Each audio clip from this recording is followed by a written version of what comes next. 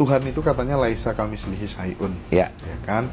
Tapi di sisi yang lain juga dikatakan nurin ala nur, gitu kan ya. Nah, menurut rasio Kang Abu bagaimana tuh dua hal itu? Kan itu tuh maksudnya kan nggak ada yang serupa kan, ya kan? Tidak menyerupai segala sesuatu. Tidak menyerupai segala sesuatu. Sekarang pertanyaannya gini, Mas Hendra. Nur ala nurin itu kan cahaya di atas cahaya.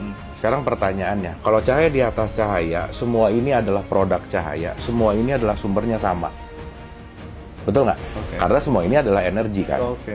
Iya kan? Berarti kan dari semua yang kita lihat ini, mau manusia, mau ini semua, maka materi itu adalah energi yang memadat kan? Jadi to be simple, untuk mudahnya, bahwa ini semua adalah energi. Betul nggak Mas Hendra? Oke, sekarang saya tanya, kalau ini semua energi, berarti kemanapun saya melihat energi itu nggak? Melihat cahaya itu nggak? Iya dong. Berarti kalau kita menyadari bahwa ini adalah realitas, kemana saja saya melihat wajah Allah. Wajah itu kan penampilan, ya kan? Tapi bukan Allah, karena ini partikel. Kalau ini disatuin semua, baru jadi Allah. Ini kan tetesan-tetesannya. Berarti semuanya dia nggak? Sekarang saya tanya, tidak ada yang serupa dengan dia, betul nggak? Iya. Kenapa Mas? Karena semuanya dia. Gitu Mas. Orang semuanya dia kok. Kita terselimuti oleh dia. Kita terselimuti oleh dia, gitu. Jadi pada dasarnya di Al-Baqarah 115, kenapa ada kata-kata timur dan barat milik dia, kemana saja kamu melihat penampilanku.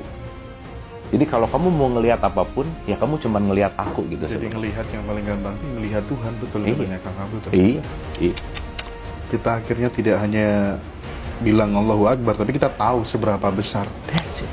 Karena gini Mas, Allahu Akbar itu bukan Allah besar sih. Dia selalu membesar gitu loh. Tutup continue gitu loh Mas. Nggak ada batas lah gitu bahasanya gitu. Gitu ini. Apa bedanya Allah, Rabb dan Ilah menurut Kang Abu? Wah itu panjang banget. Panjang. Gini ya, simpelnya aja. Oke, siap. Dalam perspektif, Allah itu adalah sang realitas. Sang realitas itu bisa menampil dalam bentuk yang namanya hukum. Menampil dalam bentuk hukum namanya Rob. Makanya kalau dalam perspektif bahasa Inggris, ada God, ada Lord. Oh my God, oh my Lord, itu dua hal beda. God itu Allah, Lord itu Rob. Jadi Allah punya perspektif, dia Rob. Rob itu artinya mendidik. Mendidik ini nanti dia berbentuk hukum. Maka salah satu Robnya Allah, hukum semesta.